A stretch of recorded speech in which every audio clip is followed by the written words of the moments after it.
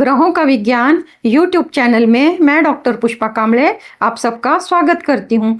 आज मैं आपको कुंडली पढ़ना सीखे के क्रम में पार्ट 174 सिखाना शुरू करती हूँ। आज के पार्ट में नवंबर महीने के मासिक राशिफल में मेष राशि से मीन राशि तक ग्रहों की स्थिति के अनुसार व्यक्ति के जीवन में अनपेक्षित अचानक सफलता कब मिलती है, कुंडली में ज्योतिष सूत्र को लगाकर जानेंगे कि सिंह राशि के लिए नवंबर महीने में अनपेक्षित अचानक सफलता के योग बनते हैं या नहीं। कुंडली में 12 भाव में 12 राशियां, उनमें 9 ग्रह होते हैं। ग्रहों की राशि परिवर्तन की अवधि लगभग निर्धारित होती है। गुरु, शनि, राहु, केतु ये ग्रह ज्यादा समय तक एक भाव में रहते हैं।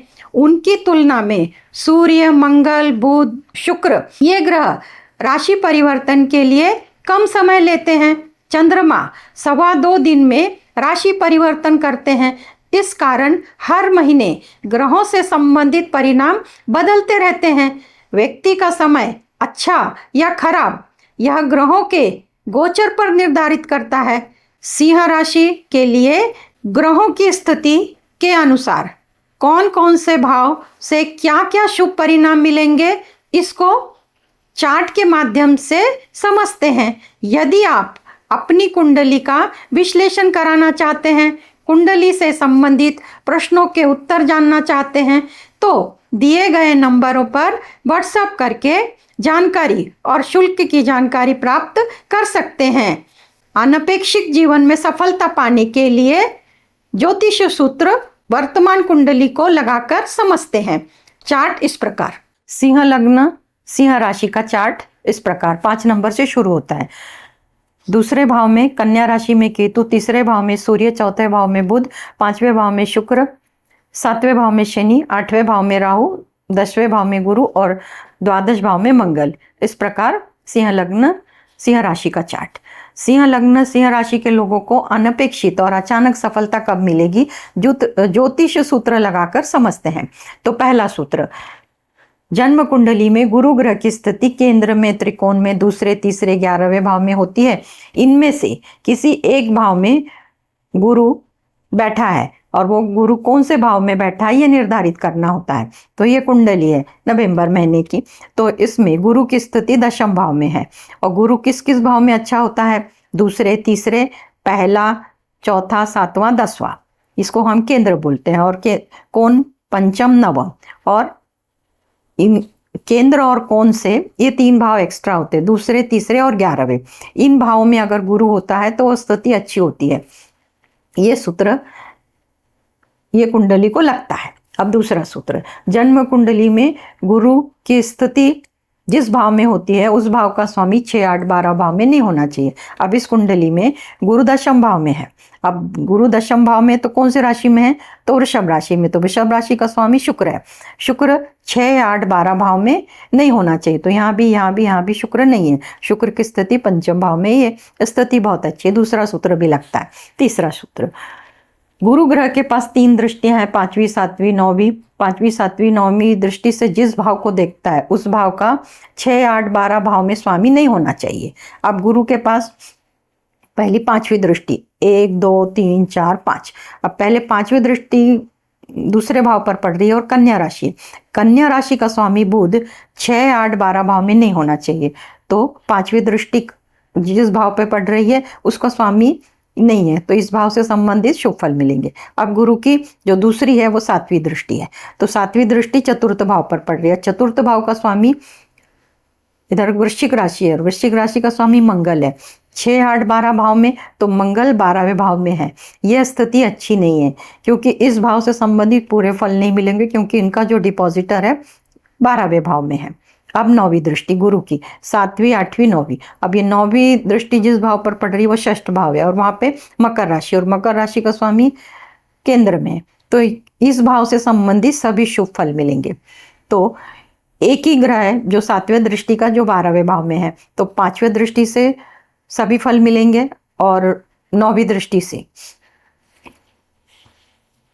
जन्म कुंडली में गुरु की स्थिति के साथ गोचर के गुरु का संबंध पहला, तीसरा, पांचवा, सातवां, नौवां, 11वां आता है। और गुरु पांचवी, सातवीं, नौवीं दृष्टि से जिस भाव पर पड़ती है उस भाव से संबंधित परिणाम अच्छे देता है।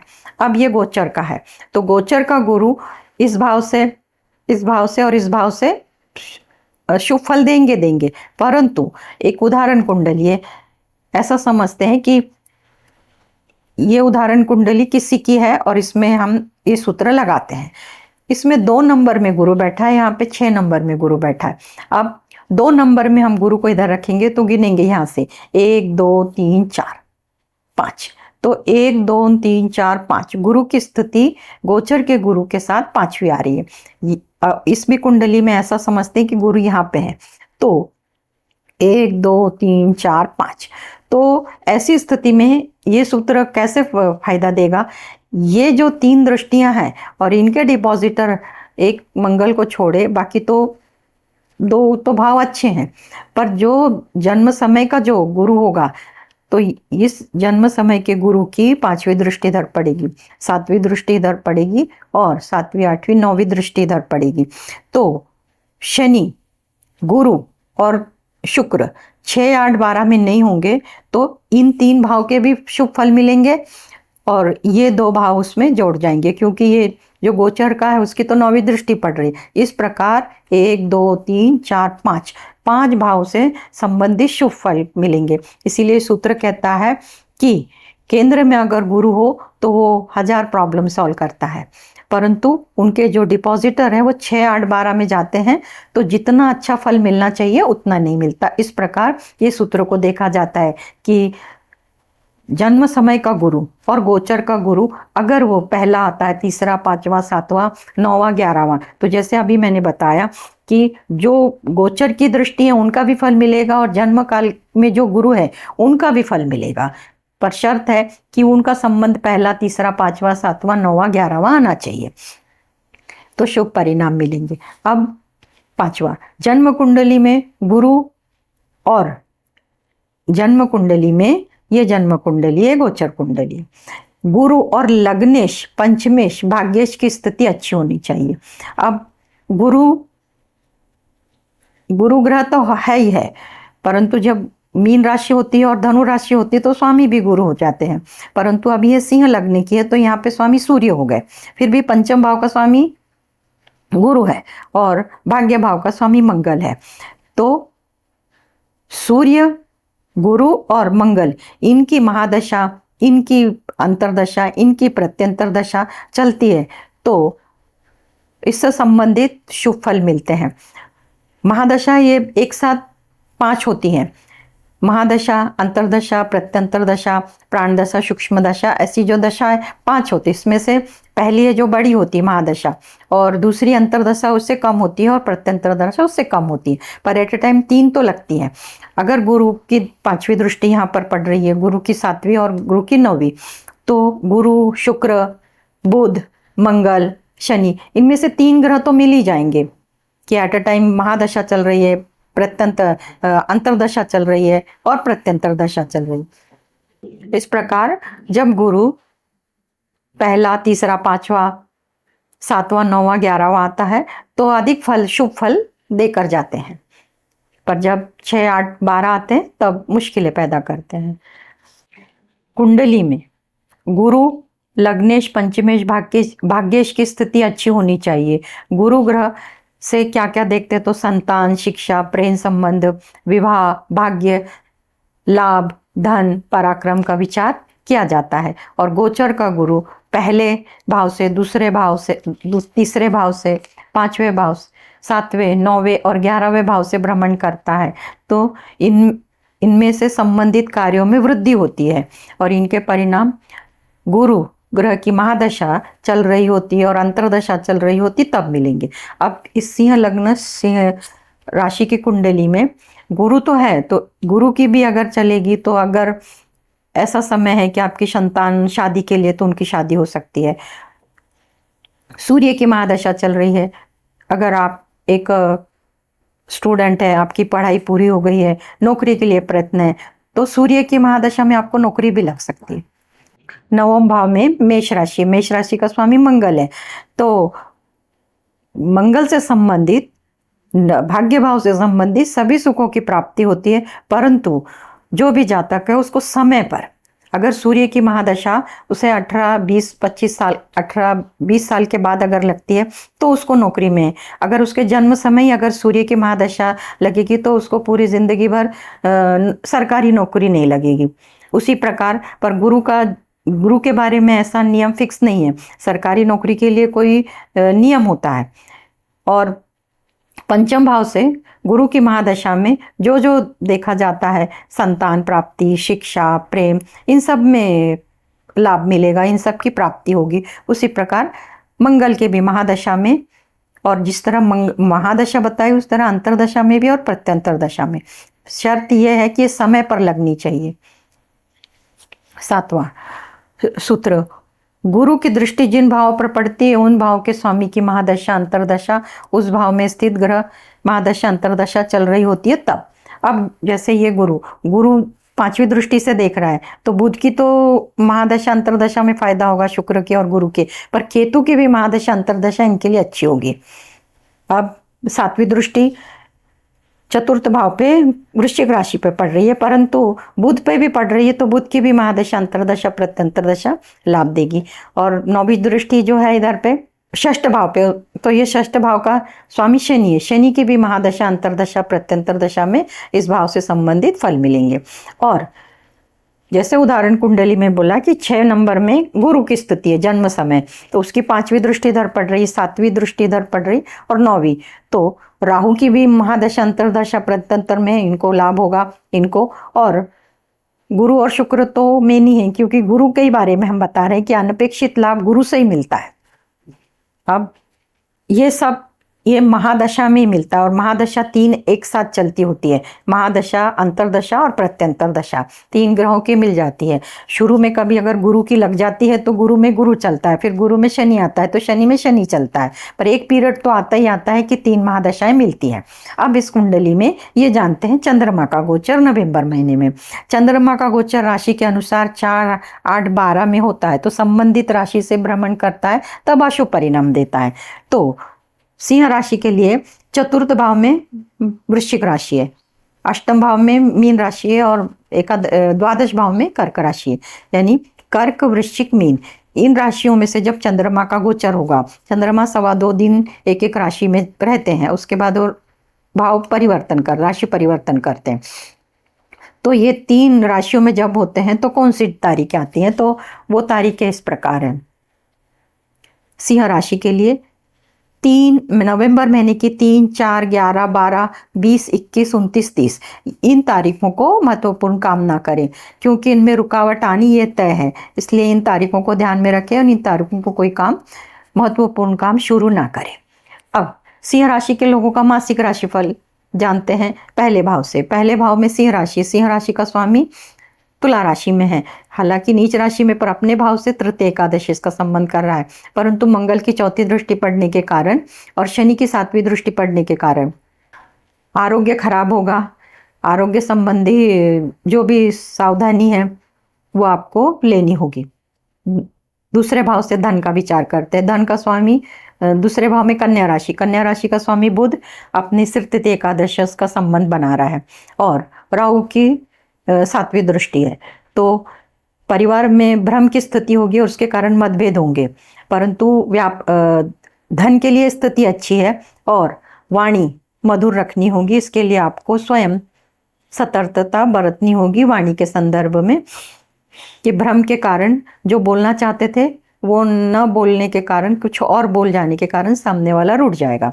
इसके लिए आपको स्वयं सावधानी लेनी होगी। तीसरे भाव में हम पराक्रम का भाव देखते हैं, तो पराक्रम से हम इस भाव से छोटे भाई बहनों का आपस में तालमेल देखते हैं, तो मंगल की 4थी दृष्टि होने के कारण छोटे भाई बहनों के साथ मतभेद हो सकते हैं। बाकी मंगल की 4थी दृष्टि होने के कारण जो भी मीडिया से संबंधित कार्य कर रहे हैं, ट्रैवल, छोटी यात्रा से संबंधित जो कार्य कर रहे हैं और भी क्रिएटिव कार्य जो कर रहे हैं उसमें सफलता मिलेगी। चतुर्थ भाव में गुरु की दृष्टि है, माता का स्वास्थ्य अच्छा रहेगा। बुध शुभ ग्रह है और जो भी नई चीज़ें खरीदने चाहते हैं जैसे भूमि, भवन, वाहन, इन सब की प्राप्ति हो सकती है गुरु की दृष्टि पड़ने के कारण। पंचम भाव से शिक्षा, संतान और प्रेम संबंध के बारे में विचार करते हैं। तो शिक्षा और संतान, शुक्र शुभ ग्रह है। राशि धनु राशि का स्वामी केंद्र में 10वें भाव में है। 9, 10 इस भाव पे किसी भाव की दृष्टि नहीं है। तो प्रेम संबंध के लिए स्थिति सामान्य रहेगी, शिक्षा के लिए अच्छी है। पर जो लोग संतति गर्भधारण, जो महिलाएं संतति गर्भधारण करना चाहते हैं, उनके लिए अभी का समय नहीं है। षष्ठ भाव से गुरु से संबंधित बताया। सप्तम भाव में शनि की स्थिति है, दाम्पत्य जीवन के लिए अच्छी है, परंतु मंगल की 7वीं 8वीं दृष्टि पड़ने के कारण मतभेद हो सकते हैं, पर उसमें सुलह भी हो सकती है। व्यापार के लिए स्थिति अच्छी है, बुध केंद्र में है। जो लोग शादी के लिए ड्यू हैं, उनके शादी के योग इस महीने में नहीं बनते हैं। यानी कि गुरु का जब संबंध आता है, दृष्टि से संबंध आता है, या शनि पर गुरु की दृष्टि पड़ती है, तो विवाह के योग बनते हैं। तो इस भाव पर गुरु का दृष्टि नहीं पड़ रही और शनि पर भी गुरु की दृष्टि नहीं पड़ती है, तो इसलिए विवाह के योग नहीं बन रहे। अब अष्टम भाव से हम इसका विचार करते हैं चोट चपेट दुर्घटना का। तो इस भाव में राहु केतु की स्थिति है। इस भाव में राहु केतु की स्थिति होने के कारण राहु केतु चोट चपेट की दुर्घटना नहीं देते हैं, सामान्य स्थिति रहेगी। जो भी तंत्र मंत्र विद्या में रुचि रखते हैं तो उसमें रुचि बढ़ेगी। नवम भाव से भाग्य का विचार करते हैं। भाग्य का स्वामी 12वें भाव में बैठा है और इस भाव पर शनि की तीसरी दृष्टि पड़ने के कारण शनि अपने ही भाव में बैठा है और सप्तम भाव से तीसरी दृष्टि डाल रहा है, तो यात्रा हो सकती है और यात्रा भी धार्मिक यात्रा हो सकती है। दशम भाव से हम नौकरी का विचार करते हैं। स्थिति बहुत अच्छी है, गुरु की स्थिति है, शनि केंद्र में है, बुध भी है। सिंह राशि के लोग नौकरी के लिए प्रयत्नशील है, तो वो लोग नौकरी के लिए कोशिश कर सकते हैं, उनको सफलता मिलेगी। 2-3 ग्रह गुरु, शनि और बुध केंद्र में है। एकादश भाव से हम लाभ का, बड़े भाई बहनों का, फायदे का, फाइनेंस का विचार करते हैं, तो इसका स्वामी जो बुध है केंद्र में, तो लाभ के मार्ग प्रशस्त होंगे। शुक्र की 7वीं दृष्टि पड़ रही है और बड़े भाई बहनों के साथ संबंध अच्छे होंगे और जो भी लोगों के साथ, बड़े लोगों के साथ संबंध सुधारे जाएंगे और तालमेल अच्छा होगा। द्वादश भाव से हम खर्चे देखते हैं। मंगल की स्थिति कर्क राशि में है और कर्क राशि का चंद्रमा 2 दिन में, 2.25 दिन में राशि परिवर्तन करते हैं, पर मंगल की स्थिति यहाँ पर होने के कारण सिंह राशि अग्नि तत्व की राशि है, जिसका स्वामी अपने से तृतीय एकादश में है, परंतु मंगल 12वें भाव में बैठा है और राहु की 5वीं दृष्टि पड़ेगी। तो ऐसी स्थिति में आरोग्य के संदर्भ में और भी दूसरे खर्चे हो सकते हैं, तो खर्चों पे अंकुश लगाने का काम आपको ही करना होगा, स्वयं निर्णय लेने होंगे। अब नवंबर महीने में सिंह राशि के लोगों ने अपनी इच्छा पूर्ति के लिए, इच्छा जल्दी पूर्ण हो, इसके लिए क्या करना है, तो सूत्र लग्नेश और एकादशीस की इस महीने में स्थिति क्या है, तो लग्नेश सूर्य है और एकादशीस बुध। तर लग्नेश सूर्य 3रे भाव में है और एकादशीस बुध 4थे भाव में, तो दोनों आपस में द्वितीय द्वादशीस करते, ये स्थिति अच्छी नहीं है, खींचातानी होती है, ऐसे में काम होते होते रुक जाते हैं। तो इसलिए आपको लग्नेश का मंत्र करना होगा। लग्नेश का मंत्र है ओम घृणी सूर्याय नमः। ये मंत्र रोज सवेरे 108 बार करें और सूर्य से संबंधित गेहूं का, गुड़ का दान गरीब लोगों को, जरूरतमंद को रविवार के दिन देते हैं तो आपकी इच्छा पूर्ण होने में मदद होगी। इस प्रकार सिंह लग्न, सिंह राशि के लोगों का पहले भाव से लेकर 12वें भाव तक नवंबर महीने का राशिफल बताया और जीवन में अनपेक्षित सफलता कब मिलेगी इसके बारे में बताया। आज के क्लास में इतना ही। धन्यवाद।